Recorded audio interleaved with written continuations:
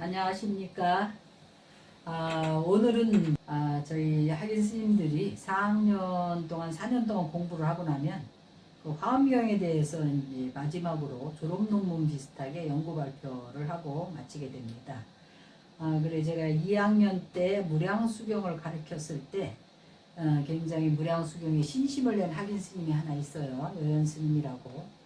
그 스님이 지난번에 제가 유튜브에도 3학년 때 그 능원경 법마장에 대해서 그 아주 알기 쉽게 정리를 잘 해가지고 그 선화상인 책을 보고 정리를 잘해서 그 법마장을 내보낸 적이 있습니다. 근데 무량수경 강의할 때 정공 큰 스님께서 화엄경을 18년 동안 강의를 하셨다고 그래요. 화엄학을 연구를 하셔가지고 그러다가 어느 날 갑자기 당신이 모든 화엄의 종지가 정토로 돌아가는구나 라는 것을 깨달으시고 그 다음부터는 무량수경을 강의를 하셨습니다. 그래서 지금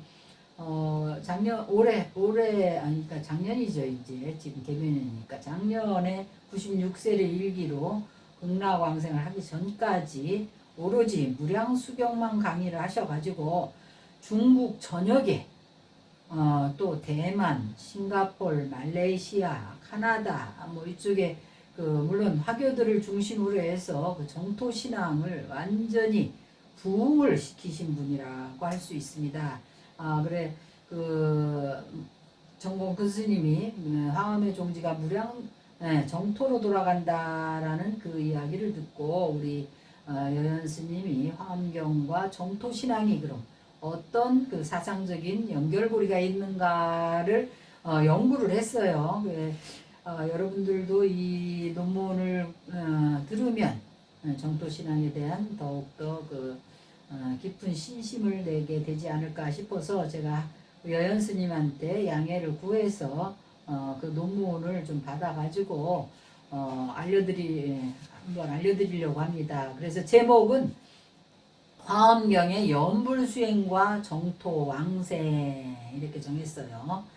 그래가지고 이제 서론과 본론이 있어서 이제 서론, 본론, 결론에 있어서 본론에서 이제 챕터가 세 가지로 나눠서 첫 번째는 서방정토와 연불수행, 그리고 거기에 관련된 화엄경의 내용이 있고 두 번째는 화엄사상과 정토사상의 연결점이라 해서 화엄경의 일불승사상과 정토종의 친명연불수행 그렇게 했고 또 두 번째는 화엄경의 해인산매와 정토의 보리방편문을 같이 연결시켜서 연구를 했습니다.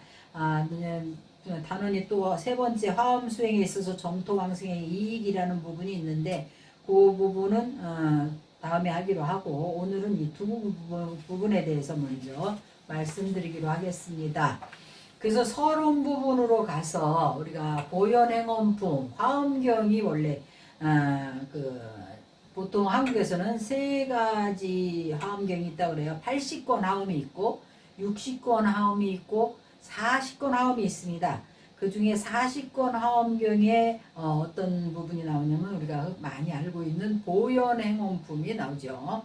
그래서 보현행원품에서 그 정토 수행을 하는 사람들이 많이 하는 내용 중에 하나가 원하임령 명종시 진제일체 제장에 명겸 피불라미타 즉득왕생안락잘 원컨대 내가 임종을 당했을 때에 모든 장애가 사라지고 눈앞에서 바로 아미타 부처님을 친견해서 곧 극락세계에 왕생하게 하소서 하고 발언을 한 보현보살의 개송을 저도 물론이고 많은 역대 조사 스님들이 이 부분을 많이 수지하고 계시는 대목입니다.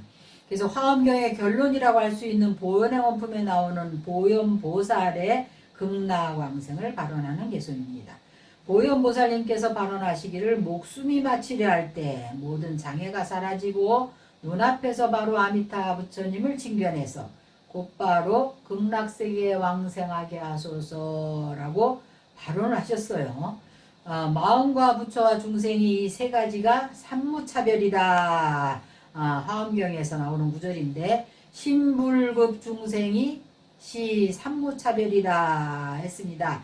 그래서 우리 중생들이 곧바로 부처라는 일불승 사상, 중생이 바로 부처다라는 사상이 일불승 사상입니다. 이것이 화엄경 사상이기도 하고 법화 사상, 법화경에 나온 사상이기도 해요. 그것을 직접적으로 나타낸 것인데, 중생이 곧 바로 부처라면, 그렇다면 수행은 왜 필요한가?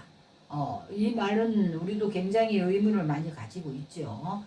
보통 부처님께서 일체 중생이 계유불성이다 그래서 다 불성이 있는데, 그렇다면 왜 중생이 본래 부처인데 왜 수행은 왜 해야 하는가? 그 부분에 대해서 화엄경에서 수많은 수행법을 설하고 있습니다. 이는 부처를 이루기 위한 인행이라는 것은 우리가 이제 그 시작점, 시작할 때 그 순간에 인행으로서 수행이 아닌 스스로 부처인 자리, 내가 바로 부처다라는 그런 마음으로 수행을 하게 되는 그것을 과행이랍니다. 결과적으로 본인이 바로 부처라는 거예요. 우리가 만약에 금강석을 재련해서 금을 캐려고 하는데 돌 가지고 금을 재련한다고 금이 나오진 않잖아요. 그 돌이 금광석이기 때문에 금이 나오는 거예요. 금이 있기 때문에 재련을 하면 금이 나온다 이 말이라. 그것을 과행, 인행이 아니고 과행이라고 이야기를 합니다. 그래서 화엄경에서는 화엄경의 주요 사상은 일승보살도로 설명이 되기도 합니다. 이렇듯 화엄경은 중생이 곧바로 부처라는 일불승 사상을 표방하는 경전인데, 어째서 그 결론에 이르러서는 서방극락세계에 왕생하기를 발언하는 모습을 보이셨을까 하고 물었어요.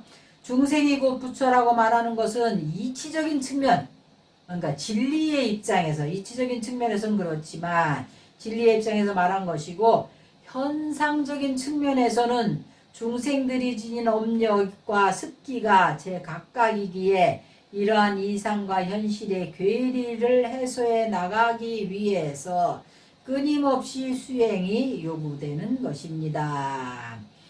광흥 큰 스님께서 말씀하셨어요. 우리가 고행을 많이 하게 되는데, 고행을 닦는다는 것은 머릿속에 번뇌를 씻어내는 거예요. 우리가 고행을 하고 행자 때 어려운 일을 많이 하고 일을 많이 하는 것은 머릿속에 번뇌를 씻어내고 종자, 내 안에 있는 그런 종자를 바꾸는 것이다.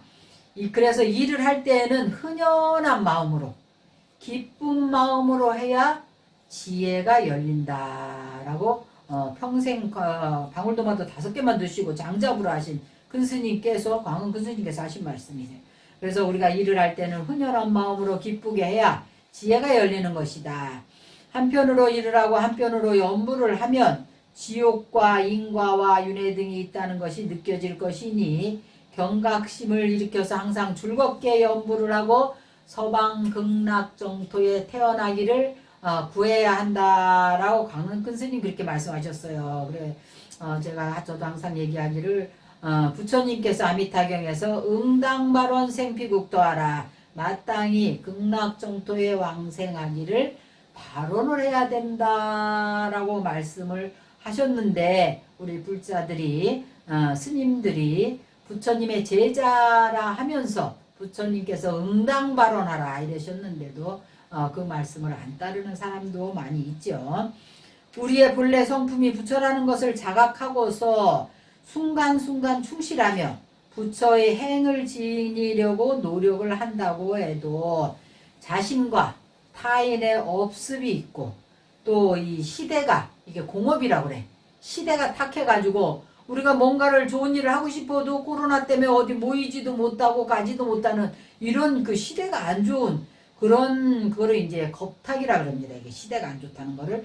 겁탁으로 인해서 우리는 끊임없이 업을 짓고 그로 인한 과보를 느끼고 그것을 통해서 윤회가 있음을 느끼게 됩니다. 우리의 청정한 성품과 그렇지 않은 현실과의 괴리를 줄여가기 위한 방편으로서 연불수행이 화엄경에서는 얼마만큼 비중이 있는지에 관련된 그런 경문, 화엄경 경문을 살펴보고 정토왕생을 발언하는 것이 얼마나 이익이 있는지를 지금 이 논문에서 살펴보고자 한다라고 서론에서 이야기를 했습니다. 이 부분은 서론 부분입니다. 껐다가 다시 시작합시다.